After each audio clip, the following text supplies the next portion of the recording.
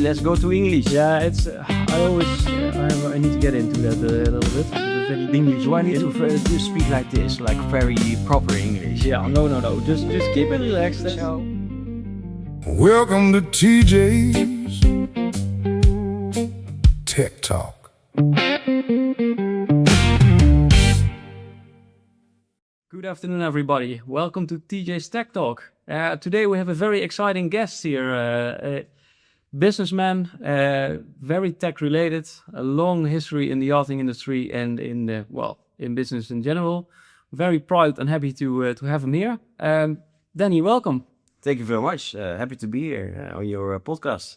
The first episode, right? Yeah, the first episode. Yeah. So a very a prime one. Oh, I'm honored. Well, Danny, introduce yourself and tell us a little bit about who you are, your history, and. Do you want to know everything about it, or? I mean, viewers have a few hours time. So, Yeah, well, that's all right. Dennie Zaad. I'm now 32 years old. I am been working in the yachting industry for, I think, 15 or 16 years at the moment. Started very young, at VBH, one of the biggest of the yachting industry. It's a massive AV company. Yeah.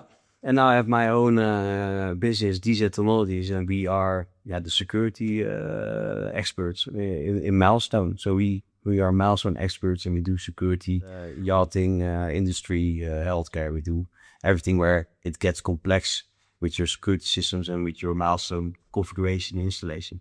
So yeah, you say Milestone, and I hear a lot of those. I mean, of course, I know what we're talking about, but maybe for the viewers, let's go one step back. I mean, you say you started at VBH from Berg Henegouw. Let's say, for Mr. Smith, a competitive friend, let's put it that way, in AV IT.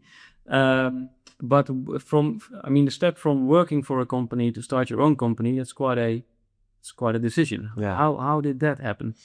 Well, it's funny. I was working for a company 8 years ago, and I started to feel like I want to do more. I had a lot of creative ideas. I had a lot of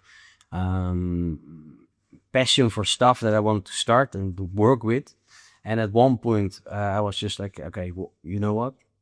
We are now moving homes, so it's the best moment to start my own company. Yeah, no kids. No kids, but also no money. So that was fun. So I started the company, that's like 7-8 years ago, and I had a very old Volvo V70 where the roof was leaking, and the oil, we need to change the oil every week or something. But it was fun because it was a kind of freedom. It was a kind of, hey, okay, I'm here. I can do whatever I want at the moment. Okay, I need to work my money and I need to work hard, but I can choose what to do. And I think that's the most beautiful thing that you can have in life, the choice. Yeah. And that was the reason to start my own company, to be honest. I can imagine. When you moved to did you start in yachting straight away, or what was the first? Yeah, I was lucky enough that my old company that I worked for, there were still a lot of projects that I can help with. So as a freelancer, I was working on those projects still. Barely minimum wage per month. The few months it was really tough. But I also started to just, I need a website, I need to have like marketing, and I need to do everything to get a more exposure. And then at one point I got a message on LinkedIn that a big hotel firm was searching for an AV IT CCTV guy. And I was like, okay, well, let's do that then. And I did not know, I was never an AV guy, but for that process, for that talk with the hotel, I was an AV guy for that moment. And I had a good talk, and I had like 9 months of freelancer at a big hotel firm, CCTV, AV, IT, just making sure that everything connects. And when I was sitting there, a lot more CCTV questions came on my plate. And I was like, okay, that's fun. And at that point, I thought, okay, maybe I should more specialize in CCTV instead of AV, because I think you need to specialize in something. Yeah, no, you're right. And especially in the Everything is hotel business. I mean, Yeah. there's a vastly different model, at least price model in a hotel where you mainly talking about price per night, Yeah. per night than a yacht where the standards are a little bit different. Yeah, I went to Samsung for Samsung Reach, in the hotel on the televisions you have the hotel The hospitality system. and but I never heard of it before, so I learned something new. I also learned that wasn't the life that I had in mind. So, but I learned a lot those 9 months, and then the big COVID came in, and they needed to sweep out all the freelancers, and then it was done. But And how did COVID treat you? I mean, as a business starting up, getting your business running, then COVID came. Was it a tough time? as a business, it wasn't good, but as a person, it was the best thing ever happened to me. Yeah, it's maybe not a popular thing to say, but it gave me a chance to just rewind, sit still, practice meditation, doing walks. I had gained like 20 kilos in the time that I went for my 9 months, only working 60 hours per week. Because if you have the job, you want to do a lot of it and just make sure that you get enough money to make sure that if there's something happen, you can recover. But I had like, I think 2-3 months that the lockdown came in, and I just sat down at the pool. There's some small baby pool we blew up in the garden, and I just meditate every day. I lost 15 pounds or 15 kilos, and it was a good time for me. Yeah, you can imagine. So a bit of a reset, personal reset. Yeah. And after that, you reset the company, or it was still running. How did that go? Well, yeah. During that time, there were some talks with a big company that was doing basic fit, and I was hired for like a few jobs, and it went more and more because the quality that I did was good, so they were happy. So I did more and more and more, and at one point, I had a full-time job again as a freelancer. And then I had one employee that I could hire, two. And at one point we had like 12 people running around. And then it was in 1 year or something, it was very big for me. We had a few refits, we had a basic fit, we had a hotel. The hotel firm that I was working for was now also a customer of ours, so we can do C2V for them as well. So it was a busy time afterwards. So after the self-realization period, I call it, it was we went, man, the sky high. For me, sky high. I can imagine from 1 to 12. It's quite a steep. Yeah, they didn't hire a manager. So I managed them all myself, and I did the technical projects, and I did the HR, and my girlfriend was also HR at that point. But so it was very busy, and afterwards, like 1 over a year, I hired also a very good people manager, Michelle, and she did a lot of projects for us, and she was like my not really personal assistant, but she did everything in the company. It was fun, so I could focus on more bigger projects. But then a big project just moved away from us because it wasn't well managed, to be honest. So we learned a lot in that period. So the big project went away, and we went sky. Instead of sky high, we went down bottom, like a roller coaster. We didn't have money to pay for the salaries. We didn't have money to pay for anything at one point. So it was so frustrating growing a business. It was finally catching up, getting everything organized, and then my ego was at one point during the success. We had like a moment that I was in a meeting with other entrepreneurs, and they were like, "Yeah, we had like loans, and we had like difficult times." And I was like, how can you have difficult times? There is enough money. There is enough for everyone. Why? I was just walking off my feet at that moment, out of my shoes. How do you call it? Yeah. And then it hit me. It hits me. And it was really tough to, I needed to let people go. I needed to make sure that we have enough cash flow we couldn't pay it, but we could, and with other projects, keep it running. But I'm grateful that we made it and that we are still here and that we managed to build up again to a point that we are now with 5 persons again and doing a lot of good projects. Also a new build in Spain, and so we are back on track and maybe even more experienced than ever. Well, there's only, in my perspective, there's only respect for that. I mean, owning a business is finding all assets, the nice times and the difficult times. I think in the second part, if you cope with that and you know how to deal with that,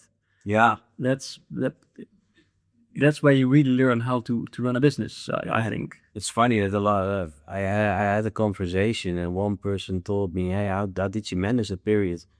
But I never had 1 second in my mind that I would quit. I would not quit. It doesn't matter if they take my home away. If I already sold my car, so yeah, that's quite a thing. couldn't take my car away. Volvo, yeah. No, I had bought myself a Tesla Model 3, and yeah, well, I didn't had that one for long. So, but I needed to sell all the car, and at the one point I just was like, again, oh, I don't care. I will make it. It's okay. We will just continue. Like the meme with the building on fire, and it's okay. Well, that was the feeling a lot of the time, and privately there were also a lot of difficulties that I'm not going to go deep in this podcast, but that didn't make things easier. Let's put it that way. No, but I can imagine that all this puts a tremendous amount of stress on everything. So it's and well, now you're back on your feet, basically. Yeah. Learned a lot, doing well.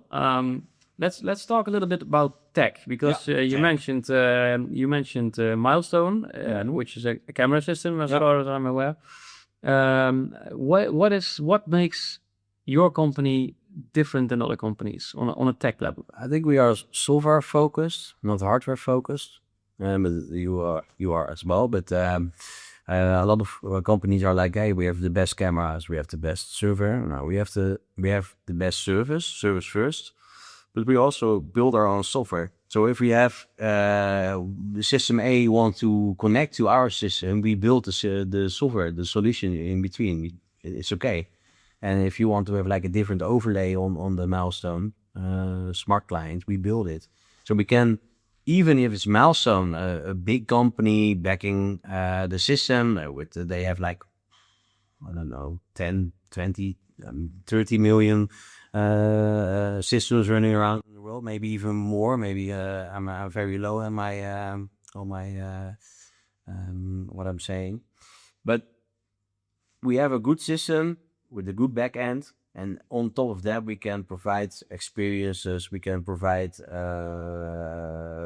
AIS integration into SysTV. We can provide what did we do last time? We can integrate all sort of systems into SysTV. So you mentioned AES data. In combined with camera pictures. Please explain. What do you mean with integration of AES on the camera system? Yeah, if you are on sea or on the yard or on the harbor, you want different cameras. The captain wants different views of the system. Normally, you switch with your finger or with your keyboard. But with the AIS integration, we can just define the location and say, okay, these are the cameras that you need to see at the sea, and these are for the harbor, for example. Yeah. So that way you can really make an automatic system. Right. It's a smart integration. It's cool. Yeah. Well, it was one of the many integrations that we are working on. We are creating a module in Milestone that I cannot say a lot about, but that module can integrate everything on board. So everything that connects with IO or even MQTT, we can connect to that module, and you can see it in the Milestone Smart Client. So, for example, the doors, tenders. If we have AIS information on the tenders, we can add it in the system, and you can get the camera of the tender when it's coming by, when it's closing by. So we can really make it a more future-proof automated system than just some nice gimmick, for example. Yeah, well, it's very yachty. I mean, it's next level. It's Yeah, for example, we also did with AI helicopter tracking. That when a helicopter came on the deck, then he wanted to have an alarm, the captain, and also wanted to have like different cameras on the screen. So we can just say, it's a helicopter flying in. Well, then you know what needs to be happening. Yeah. and what is there also this helicopters? Was that for a security item, or it was mainly just to track the helicopter, or It was more like a gimmick. a gimmick? Yeah, it's like normally they just have like they don't watch the video when the helicopter comes by because they need to focus on the helicopter. Yeah, I can imagine. But yeah, it was just more like okay. Normally we have like a helicopter view, but we don't have time to put it on helicopter view. Well, this makes sure that a person can look at the helicopter and then automatically the view comes up. And if you look at the systems and the projects you did in the past, moving towards where you are now, how do you see the next 5 years? I mean, AI is coming in, a lot of stuff is happening. I think it's not about the software that you create, it's about the software that you integrate and the level of support that you provide. Everyone can make software in 5 years, unfortunately, because we will also get a lot of, pardon my language, city software running around everywhere because everyone is like vibe coding software out there. But you need to know what you do. You need to understand the situation, you need to understand the client question, and you need to make sure that you can support the software. Like you need to know the software, and you need to, if they call 11 o'clock in the evening because there is something wrong, but what doesn't happen often. But if something happens, you need to just react and be there for them. Well, that's the most important part. I recognize this from our field. I mean, vibe coding is something you see a lot. We have a lot of interns here. They come in, they have to write software. You see these guys going to AI straight away. Yeah. Beautiful pieces of results. All looking the same. If you get a support question, it's quite imminent. You need to know what you actually built and how to resolve an issue or a bug if it's is there. So I fully agree on that. I mean, so on terms of AI, we are at 1% of the full potential of AI, and I don't think it's a very fun feature that we are looking at. Do you also see the security risk? I mean, especially with cameras. Yeah, the security risk is more in the firewall. You already had an AI that could just break into firewalls, and then you have another AI that is building the firmware to make sure that the other AI cannot break into firewalls. So there's like a fight. And but more, I mean, what I see a lot is facial recognition or recognize itself with an AI engine that actually recognizes these objects. Yeah. Do you know if it is cloud-based? Is it a local AI? Well, it depends. You have facial recognition where they just like save parts of the of the face how do you call that? In small files. So you never have the full face, but the system can combine them and then you have the face. I think that's the most secure way of doing it. Doing it via cloud, I'm not a very big fan of cloud at all. I think, for example, if you have a security system on board of a yacht, don't do it via cloud because if there's something wrong with the internet or there's something power breaks down or whatever, you need to have local footage. You cannot store everything into the cloud. And from a business perspective, I mean, yachting is always very much about privacy, security. It's very, I mean, these guys, they don't want to be exposed in any way, shape or form. Is this something you need to explain to them that using internet connected systems, that there is a risk or not a risk, footage-wise? Well, if you keep it local, it will never go somewhere else than only local on your network.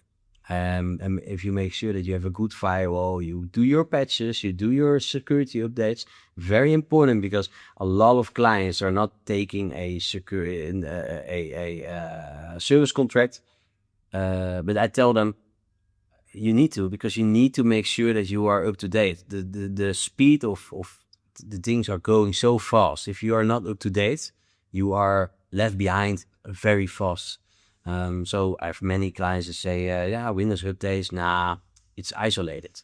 That's fun, but if you go on your laptop with remote desktop and you go into the server, it's still exposed. So you always need to have like Windows updates and make sure that everything is secure. And if you look at your company now and you look at it in 5 years, where will you be in 5 years? I hope to have like that we are with 15 very good IT guys, that we manage a lot of projects, a lot of fleets, because we are specialized in managing many projects at the same time, because we have our own software developed. We have a very good monitoring system. We have a very good ticketing system, all based on our workflow. That way we can really easily connect to 100 location at a time and do updates over 100 locations at the same time. So I hope that we can help a lot of businesses, but also yachting with their security systems, keeping it up to date, having good support. If you call someone that you know, that someone will take up the phone and say, oh yeah, I see the problem, instead of I will transport you to the IT guy, he knows probably, and then they don't take up. Then we want to have a company that if you call, you get someone on the line that knows the boat. Yeah, It doesn't matter when.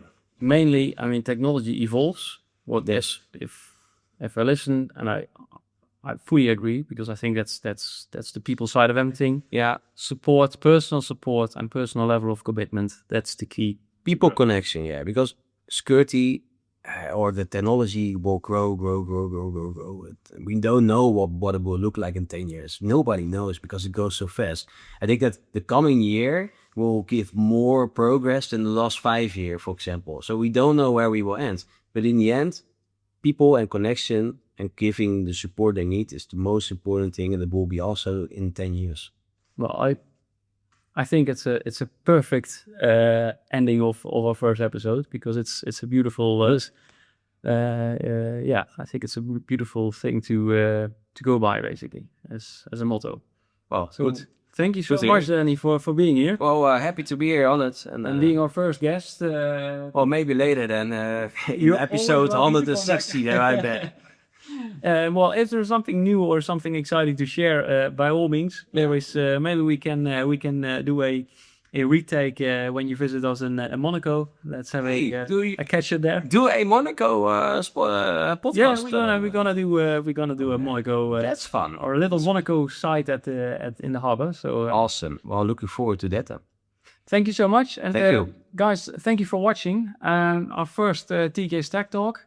Please subscribe and follow us to see more. And if you have any questions, comments, or you have some cool feedback for the podcast, only positive, of course. Yes. Don't hesitate to comment in the comment section, and please keep out for the next one. Thank you so much. Goodbye. Stay safe.